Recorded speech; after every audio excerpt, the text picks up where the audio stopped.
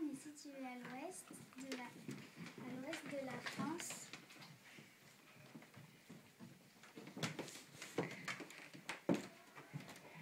D'accord.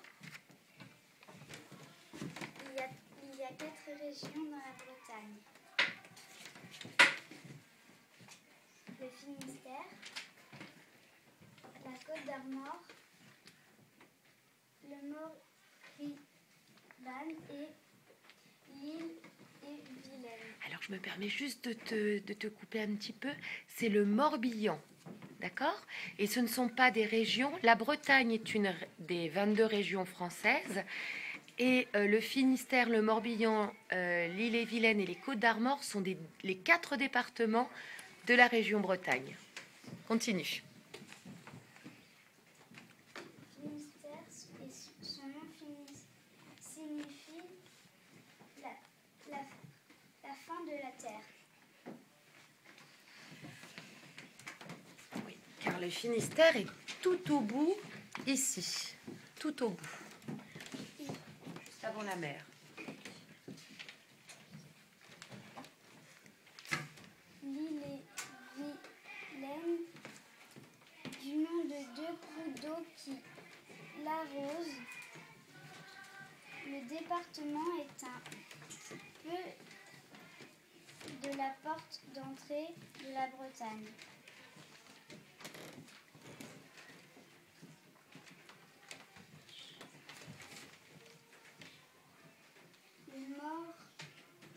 Le Morbihan. Le Morbihan signifie petite mer en breton. On pense bien sûr au golfe du Morbihan, parsemé d'îles et d'îlots. Et d'îlots. Les petites îles.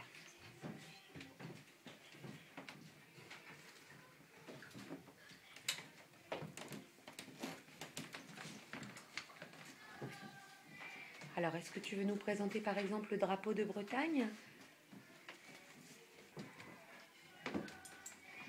C'est les habitants de Bretagne, ça s'appelle les Bretons.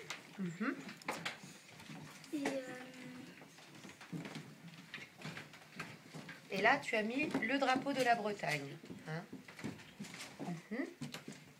Mais le massif armoricain, la Bretagne capte sur le massif armoricain. La région géologique qui occupe également une partie des pays de la Loire et de la vaste Normandie. De cette vieille chaîne de montagnes, il ne reste aujourd'hui que des collines de faible altitude qui construit d'ouest en est. Oui. Comme il y a le massif central, mais là où, dans le massif central, il y a des montagnes plus hautes, il y a aussi le massif armoricain. Vous voyez, comme il y a les côtes d'Armor, Armorique, c'est la même origine. Mais il y a aussi la montagne noire.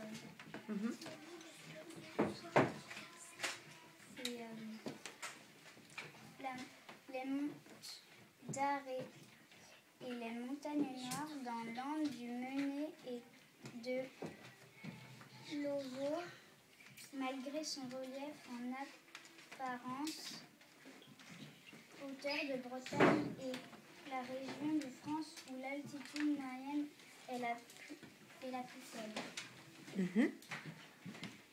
Donc c'est une vieille chaîne de montagnes. Hein.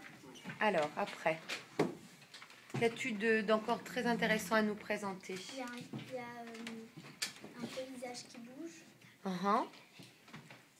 On peut l'observer. Les paysages de la côte bougent et se transforment. Par exemple, une dure où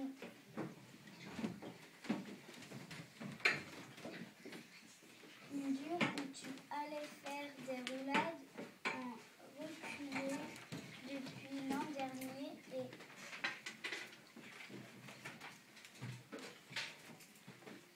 Oui, c'est la mer en fait qui transforme le paysage. La mer tape contre le rocher. Après le rocher, ça fait un arc. Et après, ça se casse. Donc après, il n'y a plus qu'une petite partie. Et puis ici, je ne peux pas aller dessus parce que c'est en pleine mer. D'accord.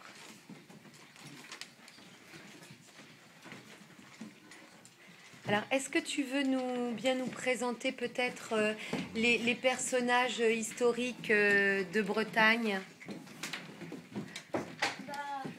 Essayez de nous en parler, hein. Ne pas lire les textes que tu as photocopiés. La reine de Bretagne, elle s'appelle Anne. Enfin, elle s'appelait. Hein. Oui, elle s'appelait Anne et elle était 2 fois reine. Parce que il y a d'abord en épousant Charles VIII. Charles VIII et après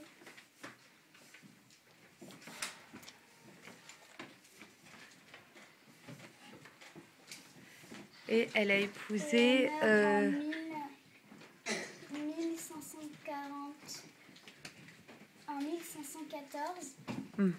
À quel siècle? Alors elle est morte Au XVIe siècle. Au XVIe siècle. Donc c'est quelle période sur notre frise chronologique? En Antiquité. Ah non, c'est bien après, bien après. Au Moyen-Âge. C'est un petit peu après, en fait, c'est au temps moderne, les temps modernes.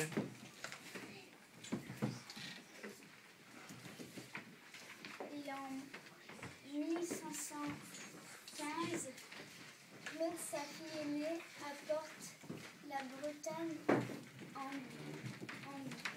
dos à François Ier. En 1532, la Bretagne devient une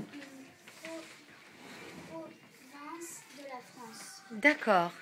Et sans lire, est-ce que tu pourrais nous présenter un petit peu les personnages et ce qu'on peut trouver en Bretagne, là, ce panneau-là, qui, à mon avis, va beaucoup intéresser tes camarades.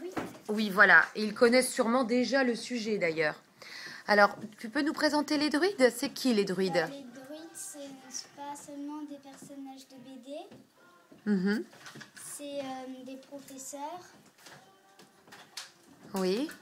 Des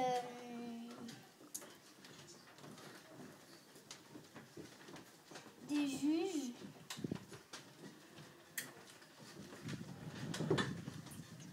Oui, et c'est eux qui, enseignent la religion celtique, en fait, les druides. Hein, ce sont des prêtres et professeurs. Et c'est ceux qui jugent aussi du bien et du mal. Hein, les druides qu'on retrouve dans quelle bande dessinée? Oui. Oui, exactement. Ah, d'accord. Mais tu nous la montreras après, Anaëlle. Alors, Élie, est-ce que tu veux nous parler maintenant des dolmens et des menhirs? C'est Anaëlle qui va le faire. Ah, c'est Anaëlle qui va le faire. D'accord. Alors, juste nous présenter la différence entre dolmen et menhir. Parce que les dolmens, c'est pour les morts et les menhirs, on ne sait pas à quoi ça sert. Voilà, c'est ça. Ce sont des tombeaux, les dolmens, en fait. Les menhirs aussi, on trouve beaucoup de menhirs en Bretagne. Oui, d'accord. Donc ça, c'est le sujet que tu vas aborder maintenant. Non, après Sixtine, peut-être. Oui, mais je ne parle pas que du menhir. D'accord. Est-ce que tu veux ajouter quelque chose, Élie, ou bien on passe à Sixtine? Que les dolmens et les menhirs sont si nombreux en Bretagne qu'ils sont devenus le symbole. Oui, effectivement. C'est un des symboles de la Bretagne, mais la Bretagne a beaucoup de symboles. Aussi la couleur noire et blanche sur le drapeau. Hein? Alors, le temps d'enlever tes affiches et de mettre celles de Sixtine, je vais couper.